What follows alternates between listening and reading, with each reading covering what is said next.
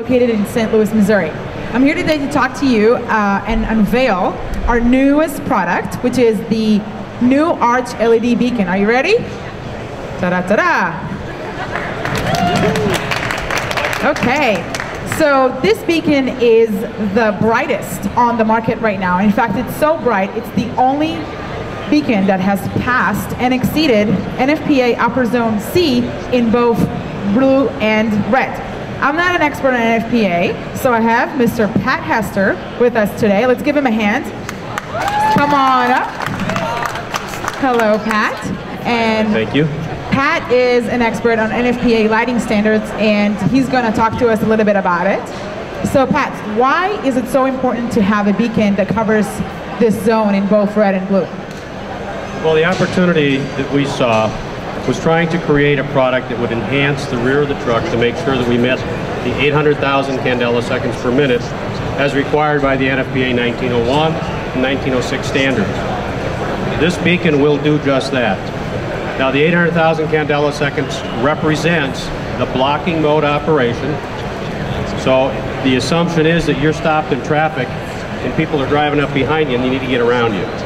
So by enhancing and putting more energy to the rear of the truck, we're providing a safer window, a safer envelope of protection around that vehicle at the emergency scene. So this was very important to be able to do that with simply a pair of beacons. Okay, thank you for that quick education. Pat, let's give him a hand. Thank you so much, Patrick. Okay, so just how bright is this new beacon? Let's turn it off for a second and take a look at the raw data. So what we have here is a side-by-side comparison that was made in our world-class photometric lab. And this is how the new Arch LED beacon stacks up against what the industry has to offer as of right now.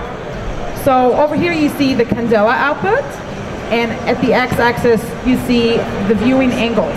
Candela, for those guys who are not familiar with the term, is power that is emitted by a light source in a particular direction. And to give you a little bit of an idea how much light output that is, if we take the common candle, for example, that is roughly 1 candela. The Arch LED beacon's performance is the top line, while our performance, while the performance of our competitors is the bottom line. Two things you can take from this data. Number one, the Arch LED beacon is significantly brighter than all of our competition. Number two, the Arch LED beacon signal stays a lot more consistent as you move along the beacon, while our competitors' signal tends to drop drastically at certain angles. So you are not going to lose any single strength at any point. So what else makes this a world-class offering from Code 3? Let's take a look. How about 36 LEDs? 30 plus built-in flash patterns. It could be synchronized with other Code 3 lighting. Brush guard is available. Failure mode detection, and a 5-year standard Code 3 warranty on all of the LEDs. So let's turn this back on. The Arch LED beacon from Code 3, everybody. Woo! Okay. At this point of our demonstration, I would like to invite Mr. Steve Reinhardt, who is the Assistant Chief at the Maryland Heights, Missouri Fire Protection District. Come on up, Steve. Let's give him a hand. Hello, sir. Hi, Allie. How you doing? Hello. Steve is also the proud owner of the Chevy Tahoe behind you guys that's featured in our booth this year.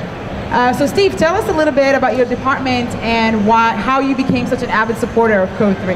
Okay, Maryland Heights Fire District is basically West St. Louis County. We're right on the west side.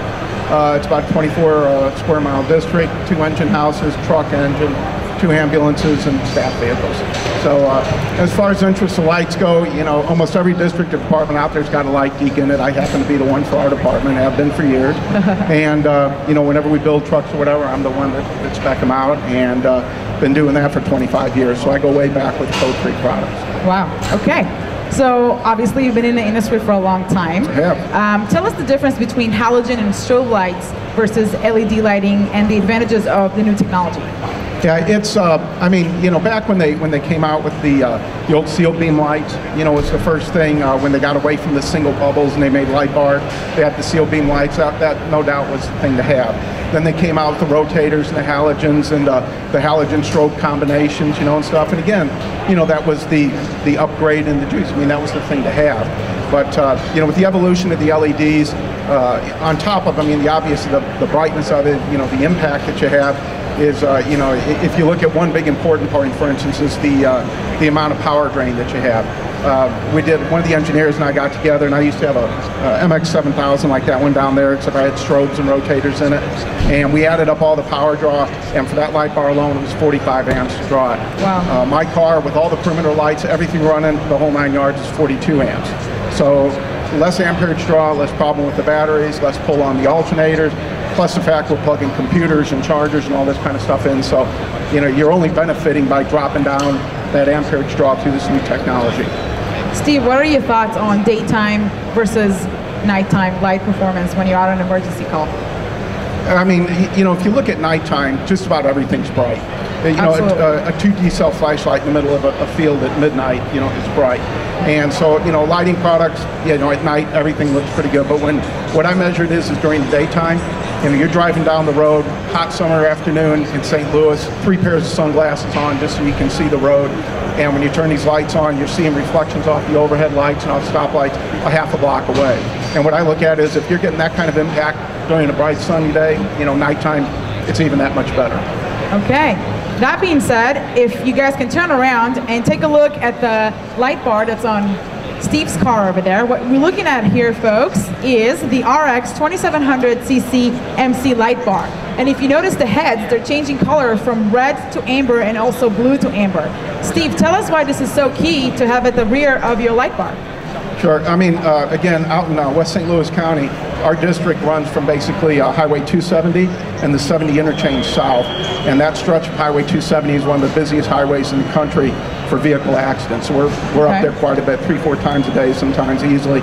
And if you think about, you know, the red and white and the blue lights, I mean, I call those the UR lights. You know, everybody gets glued to those. They see them. I think it's neat. It's a big emergency. They all want to see that stuff. When you go to an amber light, it becomes a true directional arrow. And if you think about when you're going up the highway and you see a highway truck with the amber lights on, you really tend to go more the arrow that's pointing one way or the other. And so the ability to go from a response vehicle with the multicolor lights, the red, the blue, and white, if you want to put that in, and then go to a true directional type system, you know, it tends to guide people more off your scene, which is what we want to do up on the highway. So the ability to do that off of one light bar, again, instead of purchasing separate, you know, arrow sticks or directional devices, helps out. Okay. Thank you very much, Steve. You are wonderful. Let's give him a hand. Thank you, Steve. And I'll be around if anybody has any questions. Perfect. So Steve is going to stick around if you guys have any questions. Thank you very much. Okay, so the Arch LED beacon is going to be displayed here at the Code 3 booth at stage number 2, which is right behind the Chevy Tahoe. So if you guys have your tour cards, you've just unwillingly completed stage number 2. And at the end of the demonstration, we're going to be donating $1 to the National Fallen Firefighters Foundation for every scan that we get. Who has a raffle ticket? Okay, so let's raffle the Quadrant LED mini bar.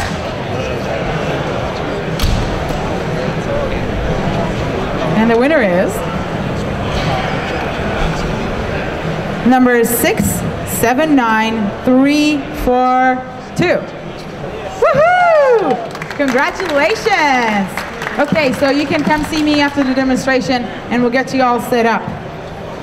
All right, so you guys, you can stick around, check out all the offerings from Code 3, and help us support this great charity as well. My name is Allie Peer from St. Louis, Missouri with Code 3. Thank you for your time.